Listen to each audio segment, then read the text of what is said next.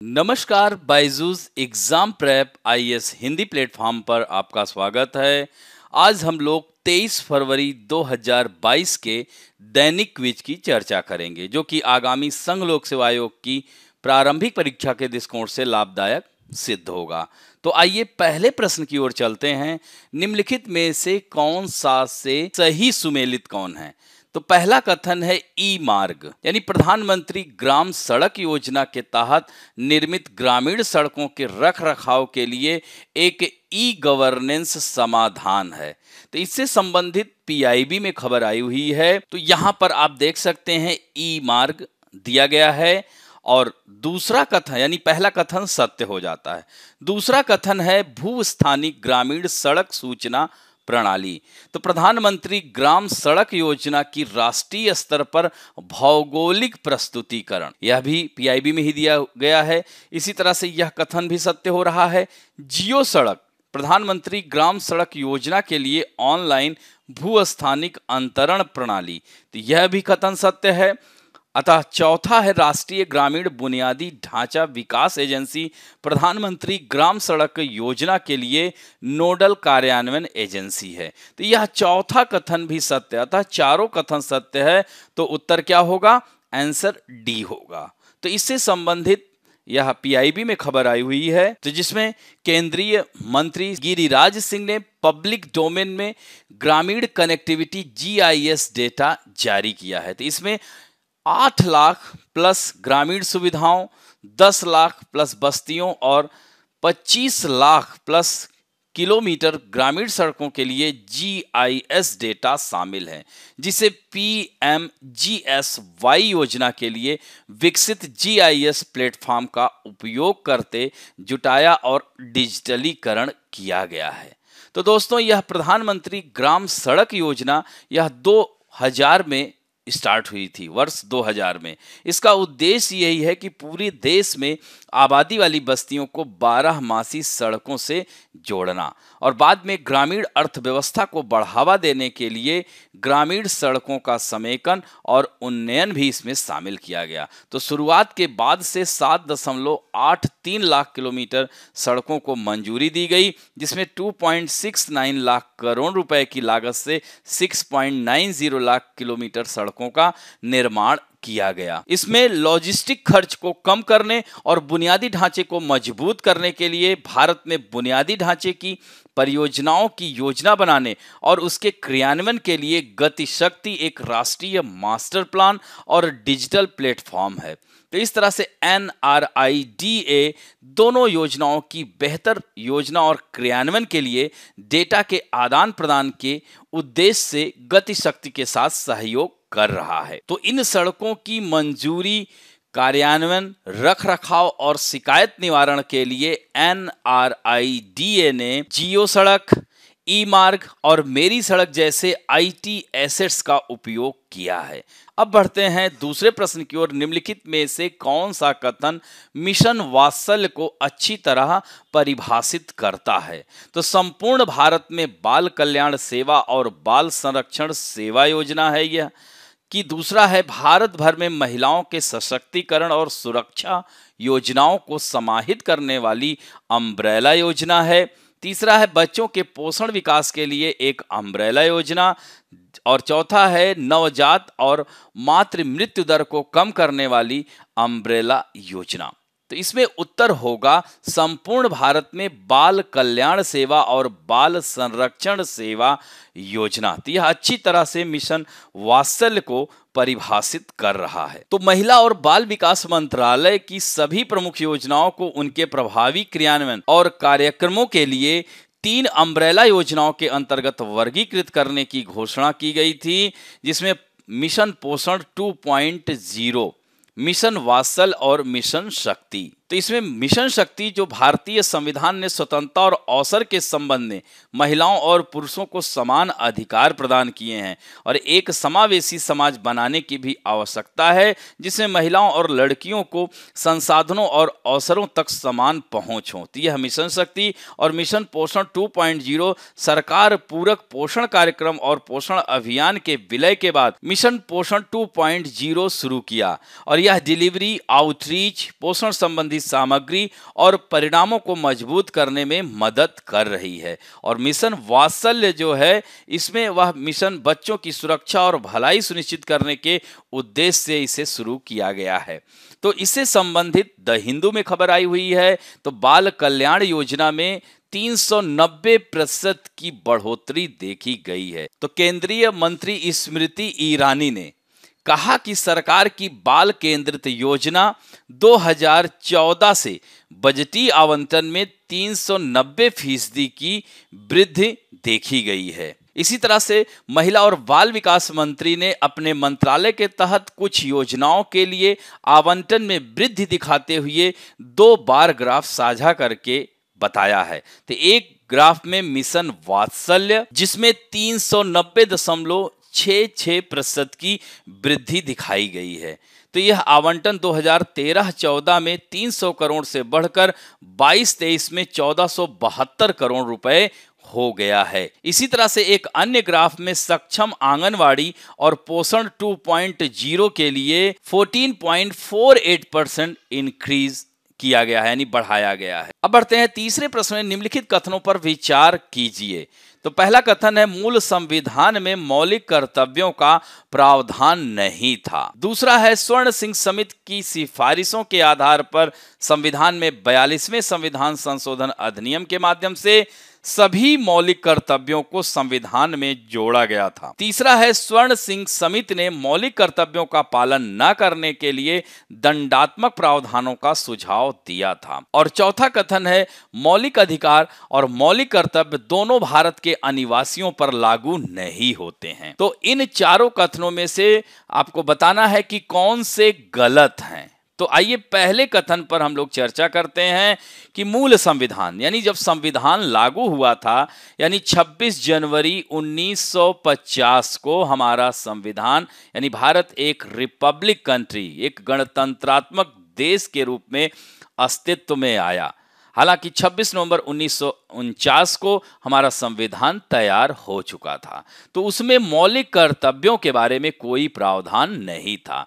तो इस तरह से यह कथन तो सत्य हो जाता है, लेकिन हमें गलत कथन को ढूंढना है। दूसरा है, सरदार स्वर्ण सिंह समिति की सिफारिशों के आधार पर 42वें संविधान संशोधन के तहत 1976 में हुआ था, यह सरदार स्वर्ण सिंह कमेटी के अप्रूवल के द्वारा। लेकिन इसमें कहा गया है कि सभी मौलिक कर्तव्यों को, तो सभी यानी वर्तमान में मौलिक कर्तव्यों की संख्या 11 है, और उस समय सरदार स्वर्ण सिंह समिति ने जो सिफारिश किया था तो 8 मौलिक कर्तव्यों को सिफारिश किया था, इसमें 10 मौलिक कर्तव्यों को जोड़ा था। तो इस तरह से 11 होगा, 11 इसमें वर्तमान में है। इसने क्या कहा, सभी मौलिक कर्तव्य, तो इसलिए यह कथन गलत हो जाता है। तीसरा है, सरदार स्वर्ण सिंह समिति ने मौलिक कर्तव्यों का पालन न करने के लिए दंडात्मक प्रावधानों का सुझाव दिया था। हालांकि संविधान में इसे उस समय तत्कालीन जो पार्टी थी या तत्कालीन सरकार थी, शामिल नहीं किया था। यह कथन एकदम सत्य है। चौथा है, मौलिक अधिकार और मौलिक कर्तव्य दोनों भारत के अनिवासियों पर लागू नहीं होते हैं। तो यह भी कथन असत्य हो जाता है, ऐसा नहीं है, लागू होते हैं। तो अतः 2 और 4 जो है गलत है। तो उत्तर क्या हो गया, बी हो गया। तो इससे संबंधित इंडियन एक्सप्रेस में आई हुई खबर है। तो यह जो है भारतीय संविधान के अनुच्छेद 51 का में वर्तमान में, हालांकि उस समय 10 मूल कर्तव्य थे, 11वां मूल कर्तव्य शिक्षा का अधिकार 86वें संविधान संशोधन के तहत 2002 में जोड़ा गया। अब बढ़ते हैं चौथे प्रश्न की ओर। राष्ट्रीय साधन सह योग्यता छात्रवृत्ति योजना के संदर्भ में दिए गए कथनों में से कौन सा से सही है। तो पहला कथन है, योजना के तहत राज्य सरकार, सरकारी सहायता प्राप्त स्थानीय निकाय और निजी स्कूलों में अध्ययन के लिए प्रत्येक वर्ष 9वीं कक्षा के चयनित विद्यार्थियों को 1 लाख की छात्रवृत्ति प्रदान किया गया है। दूसरा कथन है, इस योजना के तहत पूर्ण धनराशि केवल केंद्र सरकार द्वारा प्रदान की जाए। और तीसरा कथन है, प्रत्यक्ष लाभ हस्तांतरण के तहत छात्रों को छात्रवृत्ति सीधे उनके बैंक खातों में डाली जाती है। तो इसमें जो पहला कथन है वह असत्य है, दूसरा और तीसरा कथन सत्य हो जाता है। तो राष्ट्रीय साधन सह योग्यता जो छात्रवृत्ति है, इसके बारे में पीआईबी में आई हुई खबर है। तो सरकार ने इस योजना को 5 साल की अवधि के लिए बढ़ा दिया है। तो यहाँ पर आप देख सकते हैं कि 2021-22 से लेकर 2025-26 तक के लिए पात्रता संबंधी मानदंड में मामूली बदलाव किया गया है। तो अब यहाँ पर आपके लिए आवश्यक है इस योजना के बारे में जानना। तो राष्ट्रीय साधन सह योग्यता छात्रवृत्ति योजना 2008-9 में शुरू की गई एक केंद्र प्रायोजित योजना है, जिसमें 9 से 12 तक की कक्षाओं के मेधावी छात्रों को छात्रवृत्ति प्रदान करने से यह संबंधित है। खासकर आर्थिक रूप से कमजोर वर्ग के मेधावी छात्रों द्वारा 8वीं कक्षा के बाद जब पढ़ाई वह छोड़ देते थे, तो उनके लिए यह प्रोत्साहन योजना शुरू की गई। तो शुरू में यह 6,000 रुपए थी, 2017 में इसे बढ़ाकर 12,000 रुपया कर दिया। और इसमें पात्रता संबंधी, इसके लिए पात्रता संबंधी जो मानदंड थे, उसमें आय सीमा जो पहले 1.5 लाख हुआ करती थी, अब उसे बढ़ाकर 3.5 लाख रुपए प्रति वर्ष कर दिया गया है। अब बढ़ते हैं विगत वर्ष के प्रश्न की ओर, जो कि 2016 में आया हुआ है। भारत सरकार की एक पहल स्वयं का लक्ष्य क्या है? ग्रामीण क्षेत्र में स्व सहायता समूह को प्रोत्साहित करना, या युवा नव प्रवासी उद्यमियों को वित्तीय तकनीकी सहयोग उपलब्ध कराना, या किशोरियों ने शिक्षा एवं उनके स्वास्थ्य का संवर्धन करना, या नागरिकों को वहन करने योग्य एवं गुणवत्ता वाली शिक्षा निःशुल्क उपलब्ध कराना? तो इसमें उत्तर डी होगा। तो यहाँ पर स्वयं, तो स्वयं क्या है? एक पोर्टल है। तो स्वयं जो कि SWAYAM, तो इसका जो फुल फॉर्म है, इसे कहेंगे study waves of active learning for young inspiring minds. तो ध्यान रखेंगे, तो यह पोर्टल भारत सरकार के मानव संसाधन विकास मंत्रालय और अखिल भारतीय तकनीकी शिक्षा परिषद द्वारा माइक्रोसॉफ्ट की मदद से तैयार किया गया एक ऑनलाइन एजुकेशन पोर्टल है। तो इसे जो है 2017 के आम बजट में पेश किया गया था, जिसे 9 जुलाई 2017 को उस समय तत्कालीन राष्ट्रपति प्रणब मुखर्जी ने लॉन्च किया था। इसके शिक्षा नीति के 3 आधारभूत सिद्धांत, यानी पहुंच एसेस और निष्पक्षता इक्विटी एंड गुणवत्ता क्वालिटी को प्राप्त करने के लिए इसे बनाया गया था। अब बढ़ते हैं फैक्ट ऑफ द डे में पीएम मित्र योजना।